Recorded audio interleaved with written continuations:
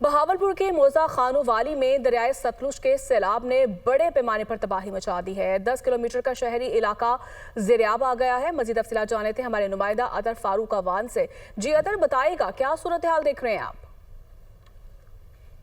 ہاں جی بالکل، بہاولپور میں دریائے ستلج کی تباہ کاریوں کا سلسلہ جاری ہے اور پانی کی سطح میں خطرناک حد تک اضافہ ہونے جا رہا ہے۔ ایک بڑا سیلابی ریلا جو ہے 1 لاکھ کیوسک سے زیادہ کا سیلابی ریلا اس وقت بہاولپور سے گزر رہا ہے اور اس وقت بہاولپور مکمل طور پر ہائی الرٹ ہے۔ ستلج پل کی بات کریں تو اس کے دونوں کناروں پر جو ہے ضلعی انتظامیہ نے ہنگامی طور پر کیمپ بھی لگا دیے ہیں جو کہ 24 گھنٹے مانیٹرنگ کی جا رہی ہے۔